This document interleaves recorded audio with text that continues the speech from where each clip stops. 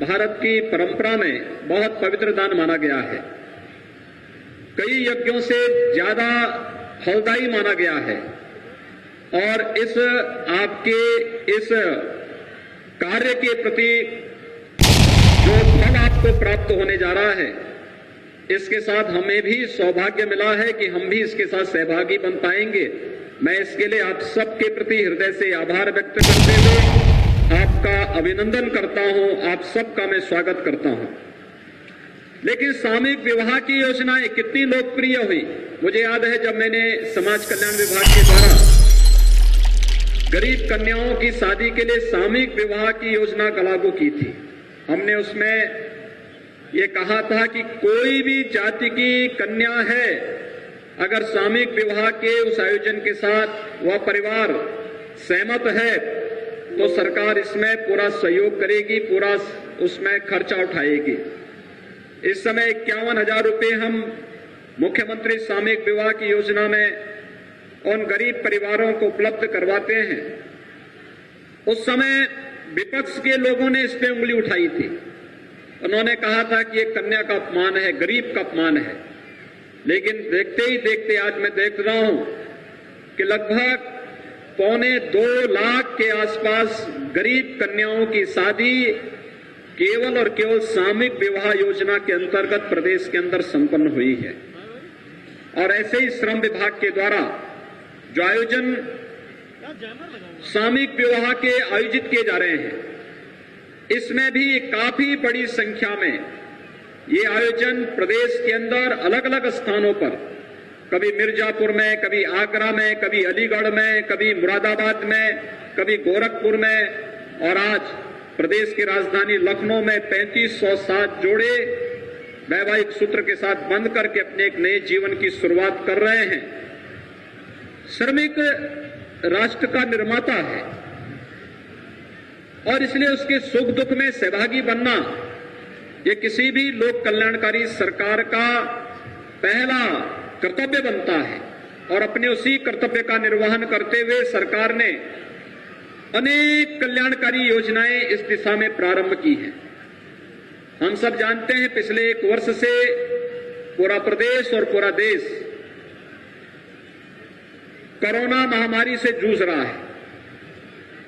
मेरी आप सबसे अपील होगी, यहां पर आप एक पवित्र मांगलिक कार्यक्रम के साथ जुड़े हैं, लेकिन हमें कोरोना से अभी पूरी तरह ऐसे उन्मुक्त वातावरण में नहीं घूमना है कि हम लापरवाह हो जाएं।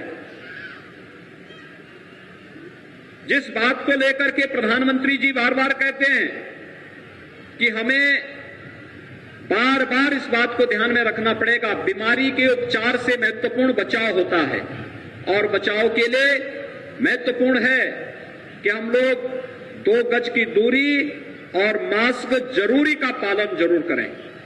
यानी ये मंत्र हमारे जीवन का एक हिस्सा बनना चाहिए। मास्क लगा करके ही सार्वजनिक कार्यक्रम में हम भागीदार बने।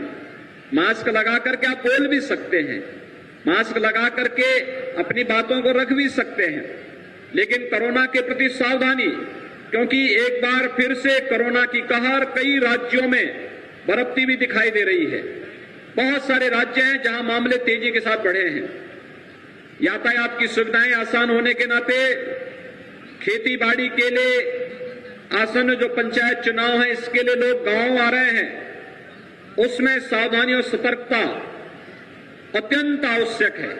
और मैं यहां पर उपस्थित जितने भी आगंतुक अतिथि हैं उन सबसे आग्रह करूंगा कि वह इस बारे में सदैव सतर्क रह करके सबसे पहले कोरोना जैसी महामारी से बचाव के लिए स्वयं भी बचें, अपने परिवार को भी बचाएं और समाज को भी इस महामारी से बचाने में अपना योगदान दें। कोरोना की कहर जब 2020 में आई थी और देश उस समय लॉकडाउन की ओर गया था, याद करिए शासन ने सबसे पहली योजना अपने श्रमिक बंधुओं के लिए लागू की थी, भरण पोषण भत्ता की। और मुझे बताते हुए प्रसन्नता है 54 लाख से अधिक श्रमिकों के खातों में, जिसमें निर्माण कार्यों में जो रजिस्टर्ड श्रमिक हैं इनके खातों में तो पैसा दिया ही गया था, लेकिन स्ट्रीट वेंडर्स को हम लोगों ने पैसा दिया, कुली जो रेलवे स्टेशन पर बस स्टेशनों पर कार्य करते हैं उनके लिए भी धनराशि उन्हें उपलब्ध करवाने का कार्य किया गया, और साथ साथ पल्लेदार होते हैं जो मंडियों में काम करते हैं उनको भी धनराशि भरण पोषण भत्ता के रूप में सरकार ने उपलब्ध करवाने का कार्य किया था। कुल 54 लाख ऐसे लोगों को जो श्रमिक थे और इस कैटेगरी में आते हैं उन्हें धनराशि उपलब्ध कराने का कार्य सरकार ने उस समय किया था। इसके साथ ही सरकार ने प्रधानमंत्री गरीब कल्याण पैकेज के अंतर्गत उन सभी परिवारों को निःशुल्क खाद्यान्न उपलब्ध कराने और जहां पर भोजन बनाने के लिए रसोई गैस नहीं थी, निःशुल्क 6 महीने तक रसोई गैस के सिलेंडर भी उपलब्ध करवाने के कार्य उस समय भारत सरकार के सहयोग से प्रदेश सरकार ने किया था। जनधन अकाउंट धारी जितने भी परिवार थे 3 महीने तक उन्हें अतिरिक्त धनराशि उपलब्ध करवाने का कार्य किया गया। वृद्धावस्था पेंशन, निराश्रित महिला पेंशन और दिव्यांग जन पेंशन धारकों को भी अग्रिम धनराशि के साथ साथ सहायता राशि उस समय केंद्र और प्रदेश सरकार ने मिलकर के उस आयोजन को आगे बढ़ाने का कार्य किया था, जिससे समाज के अंतिम पायदान पर बैठा हुआ व्यक्ति कहीं भी अपने आप को उपेक्षित महसूस न करे और असहाय भी महसूस न करे। अनेक ऐसी योजनाएं जिसमें जन्म लेने से लेकर के और बुढ़ापे तक का सहारा किसी भी व्यक्ति का बन सकता है। केंद्र और प्रदेश सरकार की बहुत सारी ऐसी योजनाएं हैं जिन योजनाओं की जानकारी न होने के कारण अधिकतर क्षेत्रों में उसका लाभ हमारा मजदूर, हमारा किसान या फिर गांव की महिलाएं नहीं उठा पाती हैं। और मेरा आग्रह होगा सभी विभागों से हम इसका व्यापक प्रचार प्रसार करें, इसका व्यापक पैमाने पर इसका प्रचार प्रसार करें और इसको तेजी के साथ आगे बढ़ाने का कार्य करें। इन्हीं में से एक योजना है जिसमें अटल आवासीय विद्यालयों के निर्माण की कार्रवाई, हम सब जानते हैं कि निर्माण कार्यों के साथ जुड़े हुए जो मजदूर हैं, ये जितना पैसा खर्च हो रहा है, निर्माण कार्यों से जो शेष प्राप्त होता है उसी से ये मजदूरों के और श्रमिकों के कल्याण के लिए सरकार अनेक प्रकार की योजनाएं बनाती है। और इसी में सरकार ने, प्रदेश सरकार ने एक व्यवस्था बनाई है कि हम लोग निर्माण कार्यों के साथ जुड़े हुए रजिस्टर्ड जितने भी श्रमिक हैं, इनका जीवन बड़ा अस्त व्यस्त रहता है। आज वे लखनऊ में हैं, 2 महीने के बाद कानपुर चले गए, इसके बाद फिर वहां का निर्माण कार्य संपन्न करके फिर उन्हें वहां से दूसरे अन्य स्थानों पर जाना पड़ता है। उनका जीवन तो अव्यवस्थित रहता ही है, लेकिन उस अव्यवस्था की चपेट में उनके बच्चे आते हैं।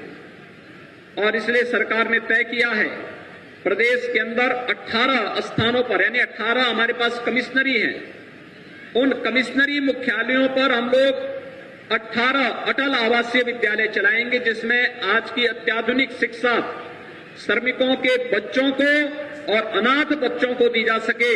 इसके लिए एक व्यापक कार्य योजना बनकर के इसको हम इसी सत्र में लागू करने जा रहे हैं। इसमें प्रदेश के भारी पैमाने पर श्रमिकों के बच्चों को अच्छी और उत्तम शिक्षा उपलब्ध कराने में, आधुनिक और उत्तम शिक्षा उपलब्ध कराने में मदद मिलेगी। यह कार्य सरकार ने प्रारंभ कर दिया है। दूसरा कार्य, प्रवासी हो या निवासी, रजिस्टर्ड हो या खेतों में काम करने वाला या फिर स्ट्रीट वेंडर हो या पल्लेदार या कुली, जो भी मजदूर की श्रेणी में, श्रमिक की श्रेणी में जो भी लोग आते हैं, इनकी सामाजिक सुरक्षा की एक गारंटी। आपने देखा होगा इस बार उत्तर प्रदेश सरकार के बजट में हम लोगों ने एक व्यवस्था दी है। प्रदेश के अंदर 2 करोड़ श्रमिक परिवारों को, ये श्रमिक परिवार जो रजिस्टर्ड हैं, इन्हें श्रम और सेवायोजन विभाग के द्वारा, और जो परिवार जो रजिस्टर्ड श्रमिक नहीं हैं, उन्हें राज्य सरकार अपने फंड से उन्हें 2 लाख रुपए की जीवन सुरक्षा बीमा की एक योजना उपलब्ध कराने जा रही है कि अगर उस श्रमिक के साथ दुर्भाग्य से कोई दुर्घटना घटित होती है तो उस परिवार को 2 लाख रुपए की सहायता राज्य सरकार के स्तर पर उस परिवार को मिलनी प्रारंभ हो जाएगी। यह व्यवस्था सरकार आगे करने जा रही है। लेकिन साथ साथ जितने भी श्रमिक हैं, रजिस्टर्ड हो अनरजिस्टर्ड हो, ऐसे 2 करोड़ श्रमिक परिवारों के लिए आयुष्मान भारत योजना के अंतर्गत जो लोग अब तक इस योजना से आच्छादित नहीं हुए हैं, उन्हें मुख्यमंत्री जन आरोग्य योजना के अंतर्गत 5 लाख रुपए तक की प्रतिवर्ष स्वास्थ्य बीमा का कवर देने का कार्य भी राज्य सरकार करेगी और यह योजना भी हम लोग तत्काल प्रभाव से प्रदेश के अंदर लागू करने जा रहे हैं। यानी अनेक योजनाएं आज श्रमिक परिवारों के लिए सरकार के द्वारा प्रारंभ की गई है।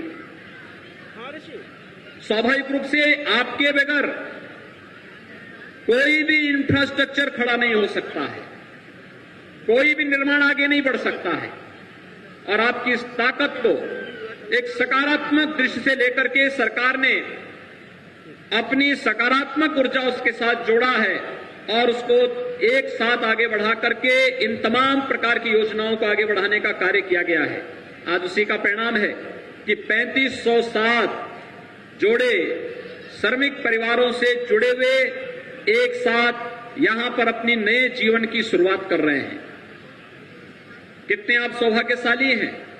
सामान्य कार्यक्रमों में हम लोगों को जाने का अवसर नहीं प्राप्त होता है।